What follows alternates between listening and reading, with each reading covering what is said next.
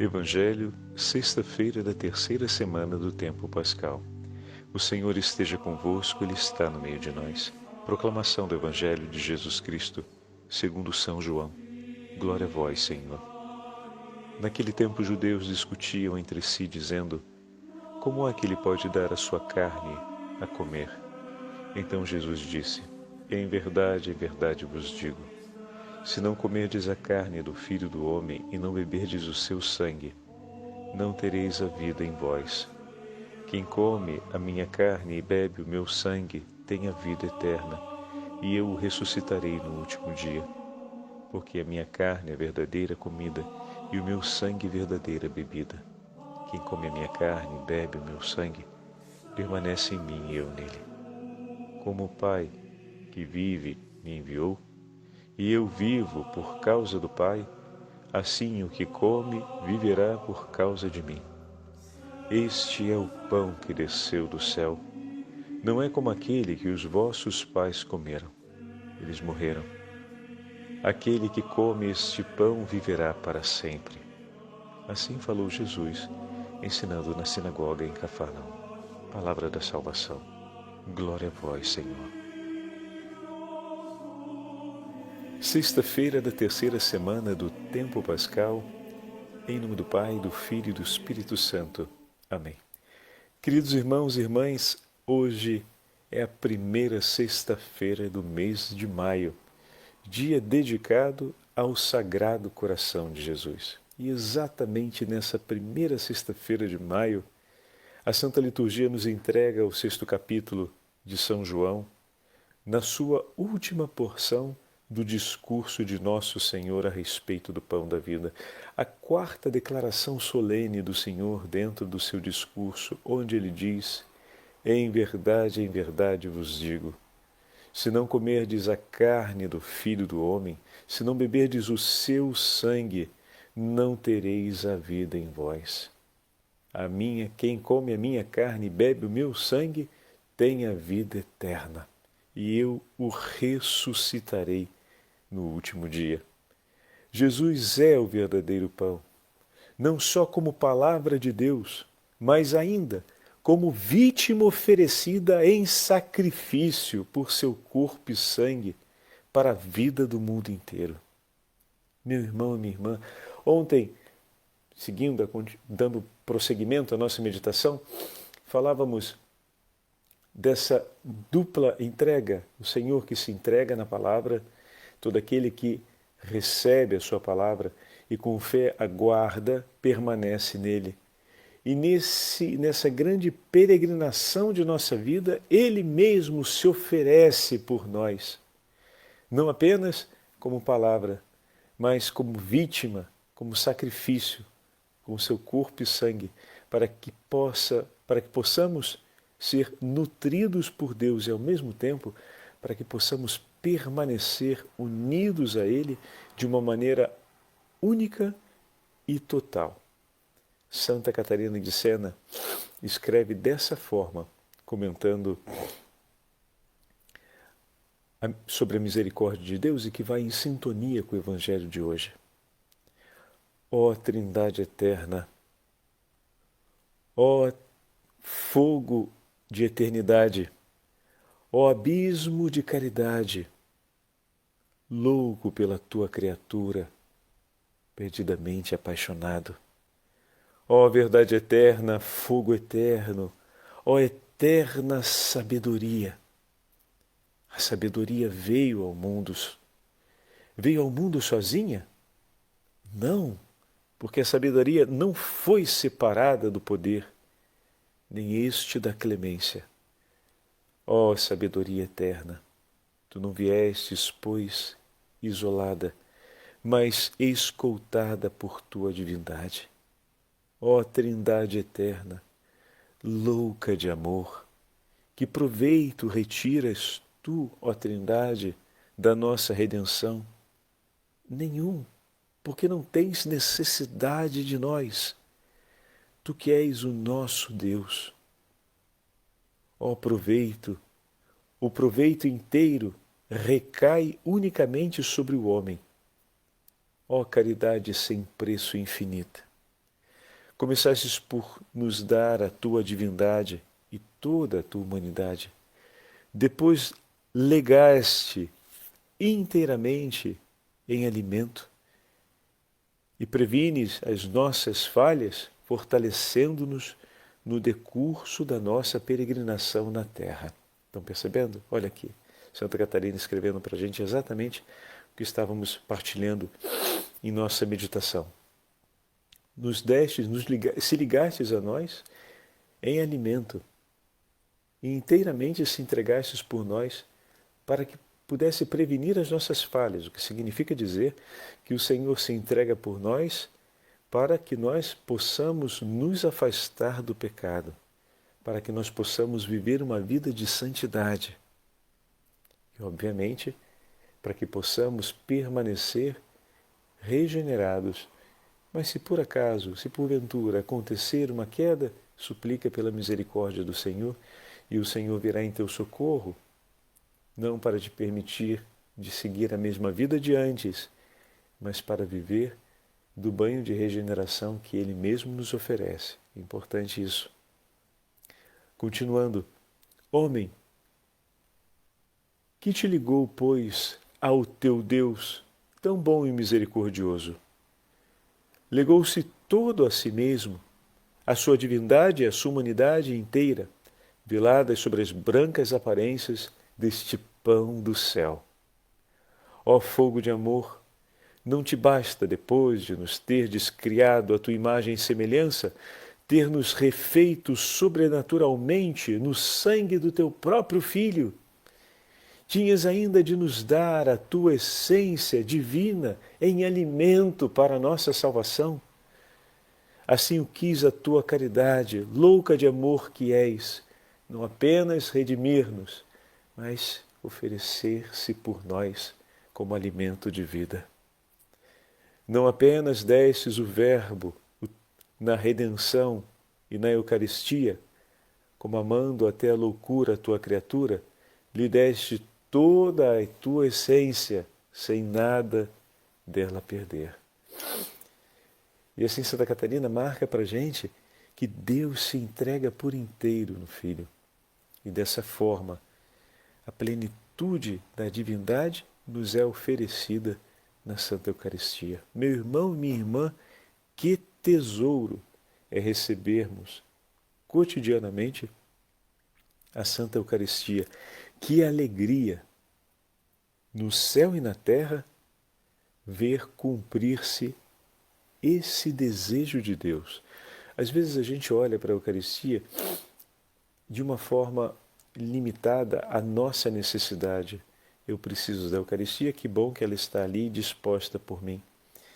Mas quando nós pensamos que a Eucaristia é a entrega de todo o tesouro do céu, de todo o tesouro de Deus por nós, do mais caro penhor do tesouro de Deus por nós, e pensarmos que desde sempre Deus quis entregar-se assim totalmente por nós, se é comovente ver o Verbo divino encarnar-se no seio da Virgem Maria, como vai dizer Santo Efrem, comovente e ainda mais comovente ou igualmente comovente é ver que o Senhor quis fazer-se alimento por nós, quis permanecer conosco de uma forma singular e, ao mesmo tempo, ser esse dom que nos mantém no caminho, o que significa dizer que toda a luta da vida de santidade que nos aguarda, o Senhor já tem pensada consigo. E já dispôs por nós, antes mesmo dessa batalha, os dons necessários para que possamos combater o bom combate e guardar a fé. Escreve São Gaudêncio, bispo de Brecha, ele quis efetivamente, com seus dons, permanecer junto de nós, ao lado de seus discípulos. Quis que as almas, redimidas com o seu sangue precioso, se santificassem continuamente, olha só que bonito, pelo memorial da sua paixão. Por esse motivo, ordenou aos seus discípulos fiéis constituídos como primeiros sacerdotes de sua igreja, que sem cessar celebrassem estes mistérios da vida eterna. É necessário, portanto, e repito, que estes sacramentos sejam celebrados por todos os sacerdotes em cada igreja do mundo inteiro, até que Cristo desça novamente dos céus. Bonita essa afirmação de São Gaudêncio, hein? Estamos no V século. Deste modo, tanto os sacerdotes como todo o povo fiel, tendo diariamente ante os olhos o sacramento da paixão de Cristo, tomando-o nas suas mãos e recebendo-o na boca e no coração, guardem indelével a memória de nossa redenção. Olha que grande tesouro, olha que grande verdade, já no V século. São Gaudêncio está dizendo para todo o povo de Brescia, no norte, hoje o norte da Itália. Mas a gente sabe que o escrito de São Gaudêncio não se limitava somente a ele, ao seu povo, à sua diocese, porque trata-se de um tratado que ele está escrevendo a respeito dos tesouros de Deus que nos são oferecidos por meio dos sacramentos. E continua ele: com razão se considera o pão como uma imagem inteligível do corpo de Cristo. De fato, assim como para fazer o pão é necessário reunir muitos grãos de trigo, transformá-los em farinha, amassar a farinha com água e cozê-la ao fogo, assim também o corpo de Cristo reúne a multidão de todo o gênero humano e o leva à perfeita unidade de um só corpo por meio do fogo do Espírito Santo. Lindíssimas essas palavras, né? A imagem do pão, a imagem da Eucaristia.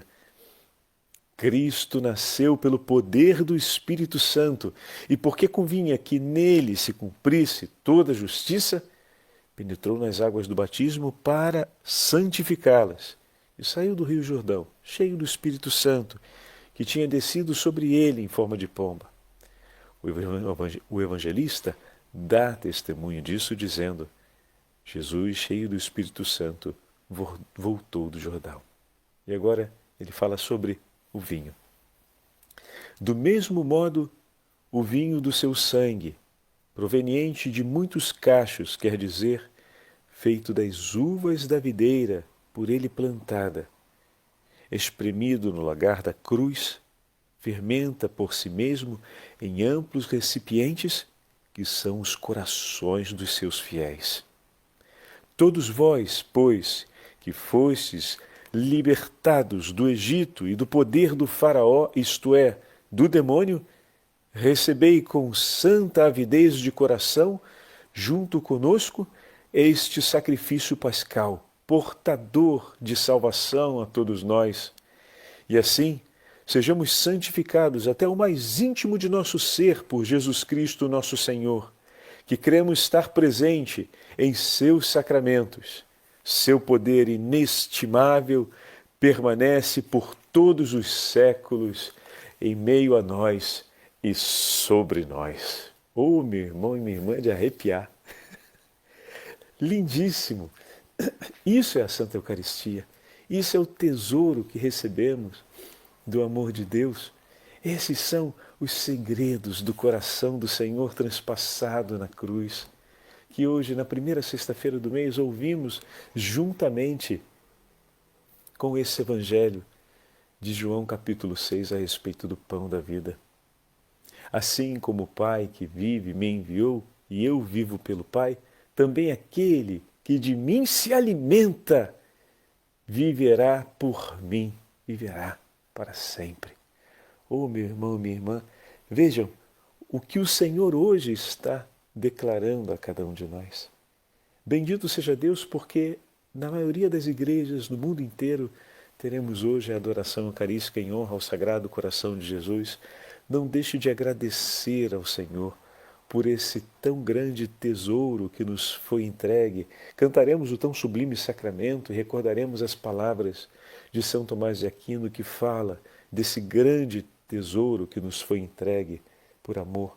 Esse grande tesouro que nos foi entregue para a nossa salvação, para que nós possamos perseverar na santidade, permanecer na vida em Deus, esse tesouro da totalidade de Deus por nós, esse tesouro da perfeita aliança de amor que nos é entregue pela nossa salvação. Queria agora, dando o último passo da nossa meditação, dividir com vocês o sermão de Santo Efrém a respeito da cruz de nosso Senhor. São palavras tão delicadas que fala desse triunfo do coração aberto de Jesus, do seu sacrifício redentor, que nos garantiu a vida eterna. E é importante vermos aquilo que falava Santa Catarina de Sena. Olha que interessante, estamos, só para a gente polarizar aqui, né? Começamos ouvindo uma santa do 13º século, depois ouvimos um santo do 5º século, agora vamos ouvir um santo do 4º século. Estamos dentro do grande círculo da tradição da Igreja ao longo dos séculos. E que beleza, porque a cada palavra de um santo se torna mais profunda e mais completa a nossa participação no mistério de Deus. Esse é o tesouro que o Senhor reserva por nós e para nós na tradição da Igreja. Como poderíamos viver como cristãos sem isso, né? Então agradeça ao teu Senhor por você ser cristão e estar no seio da Igreja Católica Apostólica Romana. Porque tudo isso foi entregue por nós como penhor da graça de Deus, para que nós pudéssemos viver em plenitude todos esses tesouros infinitos que foram colocados à nossa disposição, o nosso batismo e cada um dos sacramentos, como falava São Gaudêncio ainda há pouco. E por meio da tradição nós podemos mergulhar ainda mais profundamente, aurir o máximo de todo esse dom que nos foi entregue. Olha o que fala Santo Efrém, grande amigo da Virgem Maria. De maneira muito delicada ele vai falar dela no texto, e ele faz essa referência ao coração aberto, como dizia Catarina, né? Antes do Senhor se entregar na cruz, antes de celebrar o sacrifício redentor, antes de se oferecer Ele mesmo como sacrifício por nós, entregou-nos a Santa Eucaristia. E aí vem agora Santo Efrém, nos fala sobre o sacrifício do Senhor. Nosso Senhor foi calcado pela morte, mas, por sua vez, esmagou-a como quem soca com os pés o pó da estrada. Sujeitou-se à morte e aceitou-a voluntariamente para destruir aquela morte que não queria morrer. Nosso Senhor saiu para o Calvário carregando a cruz, para satisfazer as exigências da morte. Mas ao soltar um brado do alto da cruz, fez sair os mortos dos sepulcros, vencendo a oposição da morte. A morte o matou no corpo que assumira, mas ele, com as mesmas armas, saiu vitorioso da morte. A divindade ocultou-se sob a natureza e assim aproximou-se da morte que matou, mas também foi morta. A morte matou a vida natural e, por sua vez, foi morta pela vida sobrenatural. A morte não poderia devorá-lo se ele não tivesse um corpo, nem o inferno tragá-lo se não tivesse carne. Foi por isso que desceu ao seio de uma virgem, para tomar um corpo que o conduzisse à mansão dos mortos. Com o corpo que assumira, lá entrou para destruir suas riquezas e arruinar seus tesouros. A morte foi ao encontro de Eva, a mãe de todos os viventes. Ela é como uma vinha cuja cerca foi aberta pela morte, por meio das próprias mãos de Eva, para que pudesse provar de seus frutos. Então Eva, mãe de todos os viventes, tornou-se fonte de morte para todos os viventes. Mas eis que floresceu Maria, a nova videira, em lugar de Eva, a antiga videira. Nela habitou Cristo, e tão somente Ele, a nova vida, a fim de que, ao aproximar-se a morte com sua habitual segurança para alimentar a fome devoradora, encontrasse ali escondido no seu fruto mortal a vida destruidora da morte. Quando, pois, a morte engoliu sem temor o fruto mortal, ele libertou a vida e com ela multidões. Ó admirável filho do carpinteiro, que levou sua cruz até os abismos da morte, que tudo devoravam, também levou o gênero humano para a morada da vida. E uma vez que o gênero humano, por causa de uma árvore, tinha se precipitado no reino das sombras, sobre outra árvore, a cruz bendita, passou para o reino da vida. Na mesma árvore em que fora enxertado um fruto amargo, foi enxertado depois um fruto doce, para que reconheçamos o Senhor a quem criatura alguma pôde resistir. Glória a vós, que alcançastes a cruz, como uma ponte sobre a morte, para que através dela as almas possam passar da região da morte para a vida.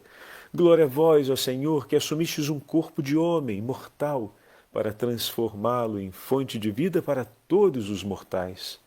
Vós viveis para sempre, meu Senhor. Aqueles que vos mataram, trataram vossa vida como os agricultores, entregaram-na como grão de trigo, mas ela ressuscitou e, junto com ela, fez ressurgir uma multidão de seres humanos. Vinde, ofereçamos o grande e universal sacrifício do nosso amor. Entoemos com grande alegria cânticos e orações àquele que se ofereceu a Deus no sacrifício da cruz para nos enriquecer por meio dela com a abundância de seus dons. Vinde e hoje louvemos o Sagrado Coração de Jesus e louvemos a presença de Cristo no Santíssimo Sacramento do altar. O Senhor esteja convosco. Ele está no meio de nós.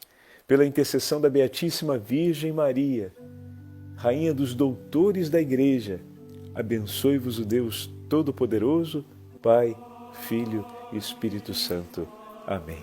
Sagrado Coração de Jesus, nós confiamos em vós. Sagrado Coração de Jesus, fazei o nosso coração semelhante ao vosso.